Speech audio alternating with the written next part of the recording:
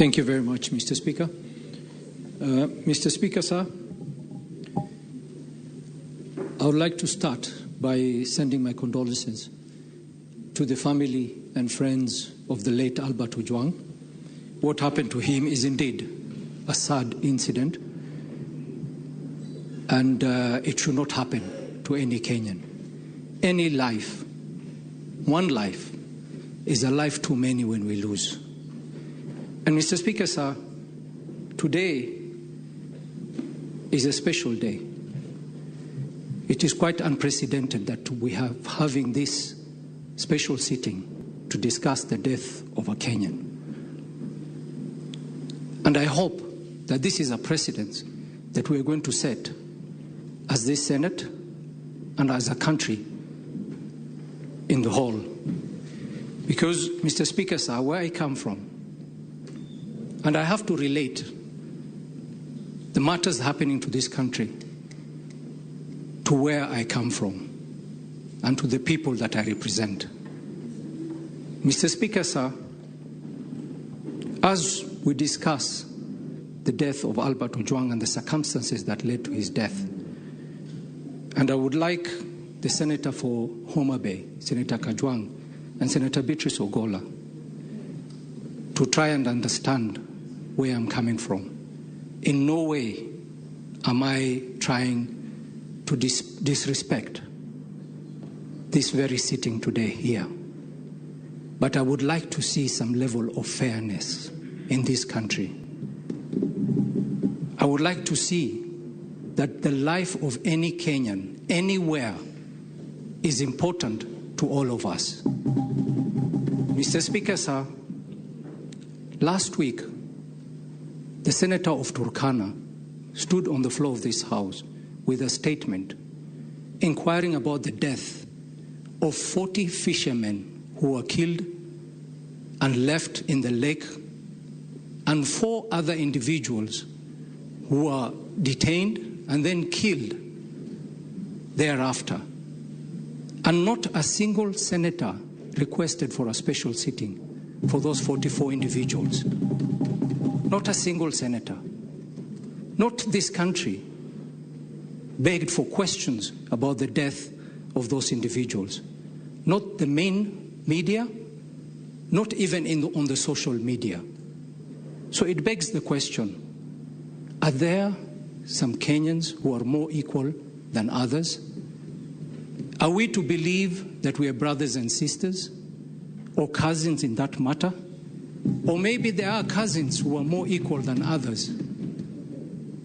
Or is a death of a young man such as Albert Ojwang an opportunity for political expediency? Whether on the main media or the social media? And you know, Mr. Speaker, people will label me whatever they want to label me. They would say I am part of the system, that I am a brother to so-and-so. But Mr. Speaker, I was a patriot of this country before I came to the Senate. I was a patriot before any of my relatives living is serving in any part of this government. I was a patriot, and I have personally fought for this country. I have personally put my life on the line for this country. So whether I'm related to anybody, it is not the issue here. The issue is, as a country, can we be so sincere to each other and agree that we are brothers and sisters? Or tell us of certain regions that there are people who are more brothers than we are. And Mr. Speaker, when I sit here and I listen to senior citizens, senior senators speak on the floor of the House, and then remind this country of the Arab Spring, I have tremendous respect for Senator Dr. Boni Khalwale. I have tremendous respect for him. He's a leader in this House. I have tremendous respect for Senator Wambua.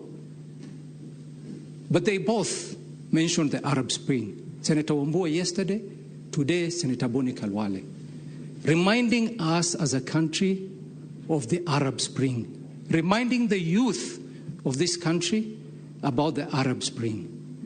What happened subsequently after the Arab Spring?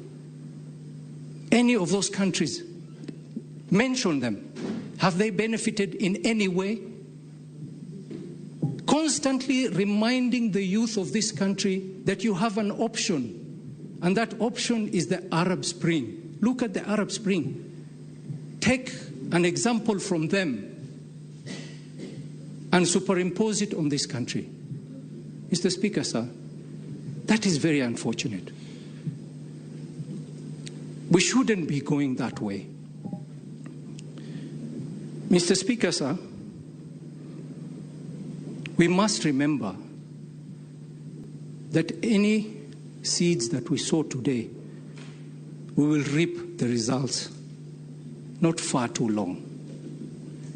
If we want to sow the seeds of disconnect, of inequality, of some regions being better than others, it will be very unfortunate, and we will continue in that path. I would want to beg this House. I have a case of 6 youths in Garissa, 6 youths between the age of 18 to 21 who were brutally murdered on the road in Garissa, brutally murdered, execution style, told to bend down, kneel down, and shot in the head, in the back of the head. Until today, it's been 2 years. Until today, we don't know if it's whether it is a security apparatus who killed them or it was a criminal organization that killed them. We don't know. We don't know. But we've not had, not the human rights organization, not the civil society, not the media houses have ever decided to pursue justice for those 6 people.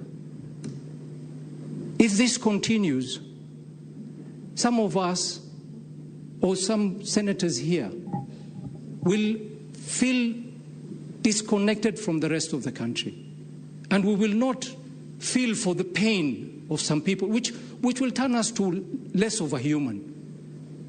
We all believe that a life, any life, is important. And I want to beg this House, if this is the precedence we are setting, let us keep it to this. Let's not use this as a political opportunity to get mileage for whatever matter. The next death of any Kenyan, let's have a special sitting and discuss the circumstances to the death of that Kenyan. Mr. Speaker, sir,